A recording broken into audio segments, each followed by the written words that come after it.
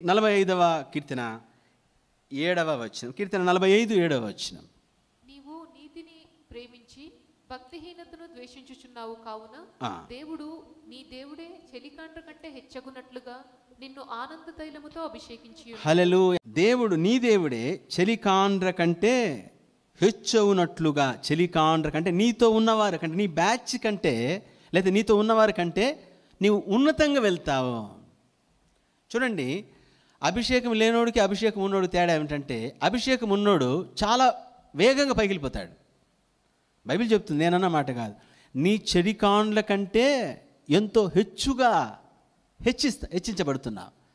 అంటే ఆయన కంటే బాగా పాడతాము, ఆయన కంటే బాగా చెప్తాము, ఆయన మంటే ఎగురుతాము, చెమటగా అరుస్తామో కాదు. నీలో ఉన్న అభిషేకం, ఈ అభిషేకం ఏం చేస్తుందంటే నిన్ను ఈక్వల్గా నువ్వు ప్రారంభించిన, ఈక్వల్గా ఉన్నా సరే అభిషేకం ఎప్పుడైతే మన మీద ఉంటుందో నువ్వు రేజ్ అవుతావు.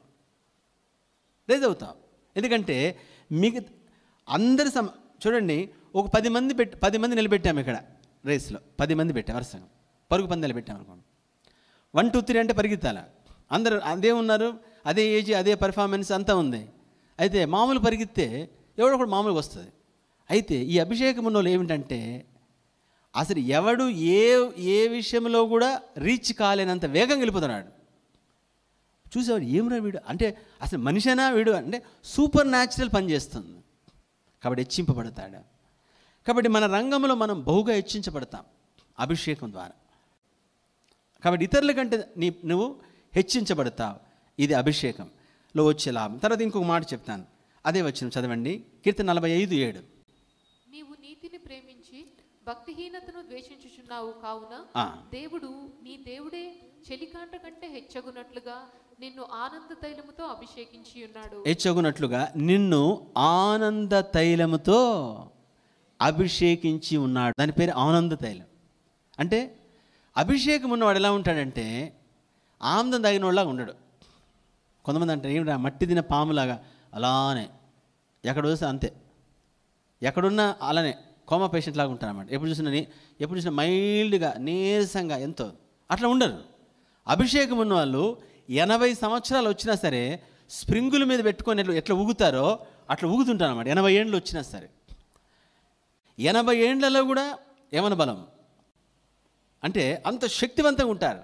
ఎందుకు అలా శక్తివంతంగా ఉంటారు అంటే బైబిల్ చెప్తుంది, మనం చదివిన వచనంలో ఆనంద తైలముతో నిన్ను అభిషేకిస్తున్నాడు. అంటే ఆనందం, సంతోషం, హ్యాపీనెస్.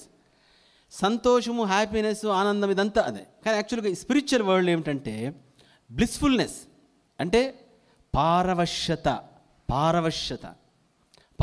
అంటే పీక్ స్టేజ్ అనమాట. ఆనందంలో ఇంకా పీక్. చూడండి, మనము మిగతా దేంట్లోనే ఆనందం ఉంటుంది. ఒక ఇండ్లు కొన్నాం, చాలా సంతోషిస్తాం. ఒక కారు కొన్నాం, చాలా సంతోషిస్తాం. బంగారు కొన్నాం, సంతోషిస్తాం. పెళ్లి చేసుకున్నాం, సంతోషిస్తాం. అలానే ప్రమోషన్ వచ్చి సంతోషిస్తాం. అలానే ఇలాంటి అంటే చాలా గుర్తింపదగినవి. అలానే కొన్ని మంచి భోజనం తిన్నా, మంచి బట్టలు కొనుక్కున్నా, దాంట్లో కూడా సంతోషం. కానీ ఇది అలాంటిది కాదు. ఏది? ఈ ఆత్మాభిషేకం ద్వారా వచ్చే ఆనందం, బ్లిస్ఫుల్నెస్ అంటే పారవశ్యత. అంటే ఇక అది హయ్యెస్ట్ అనమాట, దాంట్లో పీక్, దాన్ని మించింది లేదనమాట. అది బ్లిస్ఫుల్నెస్ అంటే ఇక సంతోషం, ఆనందం ఎంత అంటే ఇక అనుకోసమనే బైబిల్ రాయబడింది, చెప్పనా శక్యమును, చెప్పండి, అన్స్పీకబుల్ జాయ్.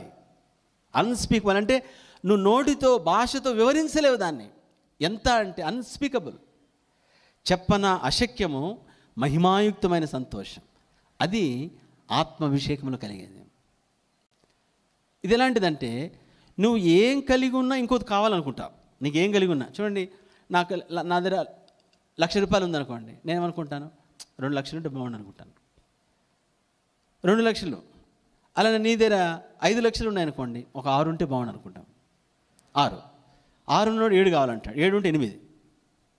₹1,00,00,000 ఉన్నాడు, కోటి ఏమంటాడు, 1,50,00,000 ఉంటే బాగుండు అంటాడు. లేదా 100 కోట్లు ఉన్నాయి, 100 కోట్లు ఏమంటాడు, 110 ఉంటే బాగుంటాడు. అంటే ఎక్కడికి వెళ్ళినా ఇంకేదో ఉంటే బాగుండు అంటాం. ఎందుకంటే తృప్తి లేదు. సొలొమోను స్పష్టంగా రాశాడు, పాతాళమునకును మనిషి హృదయానికి తృప్తి కలుగదు. నీకు ఏమున్నా తృప్తి ఉండదు, జ్ఞాపకం పెట్టుకో, చచ్చేంతవరకు అంతే. That is our nature. ఎందుకంటే ఇవి ఏవి తృప్తిపరచావు. అందుకోసం మనిషి ఏంటంటే చూడండి ఎంత పాపం. మనిషి ఏమనుకుంటున్నాడంటే పాపంలో చాలా మజా ఉంది, పాపం తిరిగి పందిలాగా పొరలాడాలి, దాంట్లోనే ఆ బురదలోనే ముక్కులో నోట్లో అంతా పూసుకొని మొత్తం కంపులో ఉండాలి.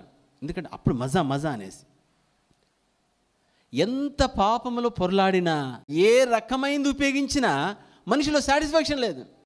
అంటే ఇంకా ఆనందం ఏం చేసినా వాడి తృప్తి లేదు. అయితే ఎప్పుడైతే ఆత్మాభిషేకం కలిగి ఉంటాడో ఆ వ్యక్తి నాకు ఇంకేం అవసరం లేదంటాడు. ఏం అవసరం లేదు అంటే ఆత్మాభిషేకం పొందినవాడు ఇంకేదైనా దొరికితే బాగుండు అనేది ఉండదు అనమాట ఇంకా. ఎందుకంటే అసలు అంత పరిపూర్ణుడుగా ఉంటాడు, దాంట్లో అంత ఆనందిస్తాడు.